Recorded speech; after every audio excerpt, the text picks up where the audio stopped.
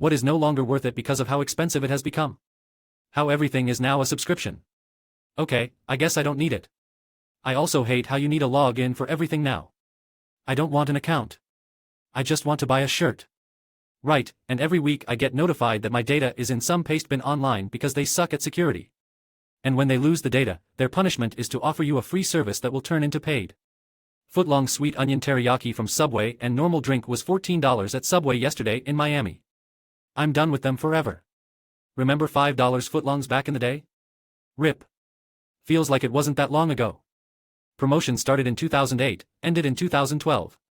Came back in 2017 and made franchise owners furious because it wasn't profitable at all for them, with many refusing to honor the promo. Again in 2020 during COVID-19 pandemic in an attempt to boost sales, but it was $10 for 2 footlong. Airbnb. All of the add-on fees usually drive the cost higher than an actual hotel stay in the same area. Yep, market saturation has hit. An actual hotel stay comes with clean sheets and towels, and no concerns about surprise cleaning fees when you didn't push the chairs in or something. Not to mention amenities like a gym, a pool, and sometimes free breakfast. Hotels also resolve problems more quickly. Cable television. And now streaming services are just as bad. Okay, everyone, I get it, it's still much better than cable, and you're right. But neither are anywhere near as good as my Plex server. A pirate's life for me. I stopped pirating when it was more convenient just to watch everything on Netflix. Now it's more convenient to pirate everything again. Better experience and of course, free. Concerts. By the time all the extras and fees are applied, they're out of reach. I used to go to concerts all the time, now I have to be much more selective. Once a year, maybe twice if I'm feeling rich. Yes. I wanted to go see Blink-182 when they were here, but I couldn't justify $400 plus fees for shit seats. Dynamic pricing is going to make concerts only for the wealthy, or it's going to completely kill live music. I used to go all the time too. Thrifting has become crazy expensive. All of the thrift stores I used to go to have increased prices. On top of that, garage sales are crazy. My favorite is pulling up to garage sales and see the owners have just printed out random listing from eBay. No Bob, I am not gonna pay $100 for a microwave from 2010 because it sold for that on eBay 5 years ago. Goodwill has lost their damn mind lately. They have forgotten that they are a dumpster that people pay them for the privilege to dive in, not a boutique store. Literally. Was there with my sister the other day and saw a metal Themis bottle that was $6.99 and the original tag on the bottom for $9.99. Was super dirty inside and all scratched on the inside. They got it for free and we trying to charge 70% of the original price. They're just testing us at this point. I honestly don't know how to survive anymore. Everything is getting more and more expensive, yet no one is getting a raise. Something has to give. I make more money than I ever have in my adult life.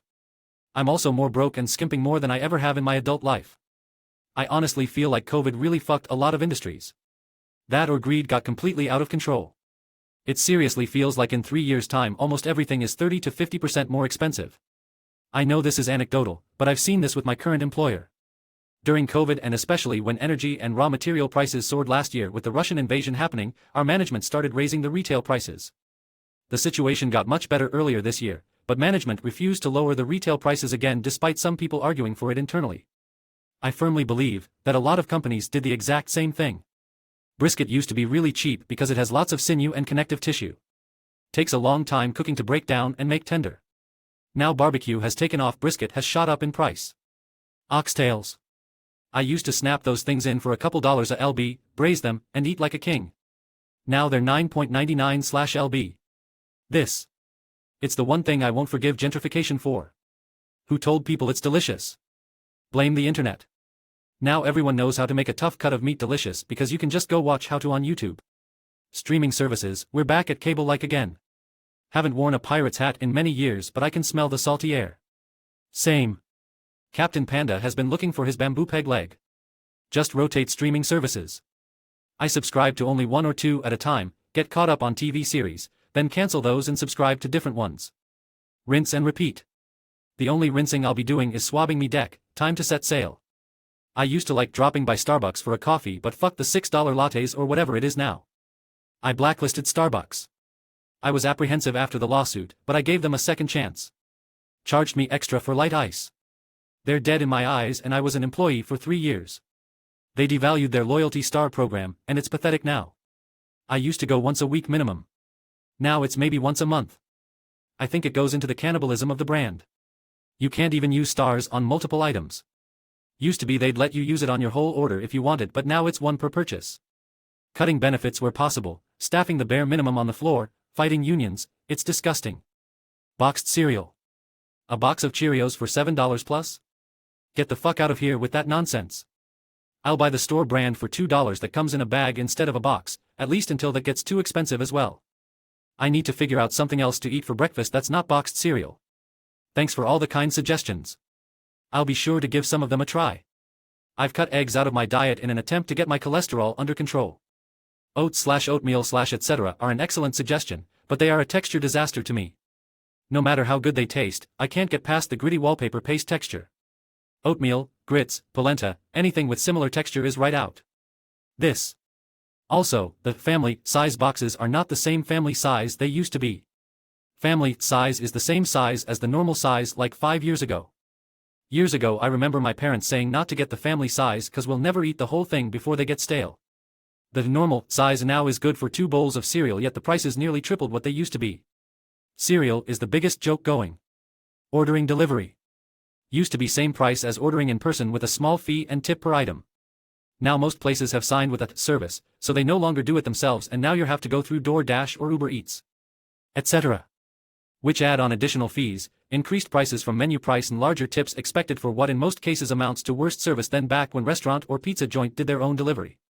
Also everywhere is asking for a tip option when checking out. Like I'm picking up my own pizza, I'm not tipping on top of the $20. I got ice cream the other day. The suggested tip on their kiosk was 22%. For ice cream. Eating out. Fuck, eating in is way too expensive these days as well. Eating is for special occasions. No lie. My small company recently got bought out by a big company. We now get Grubhub twice a week as a means to lure us into working on site. We also frequently have catered lunches for quasi-special events.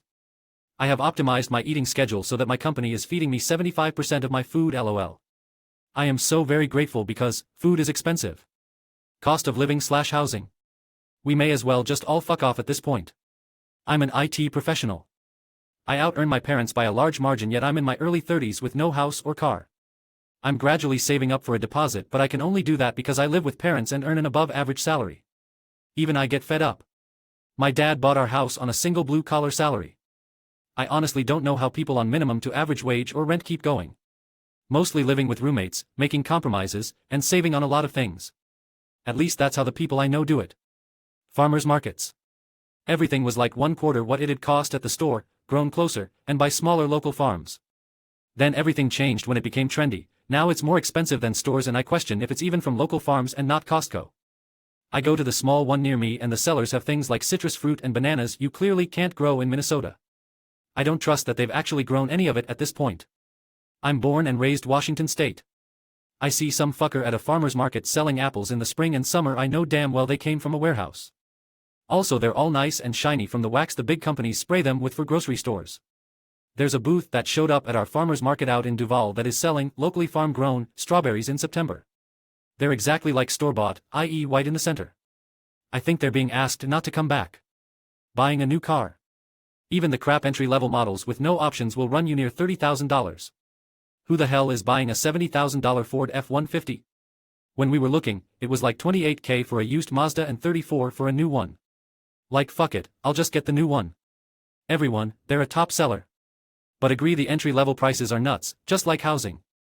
This is so baffling to me. How is everyone buying a $75,000 F-150 and yet everything is too expensive and everyone is struggling and no one is getting paid enough? I mean, the answer is debt and bad financial choices. But then I don't want to hear anyone who does that complain about shit being expensive unless they bought the truck to run their business.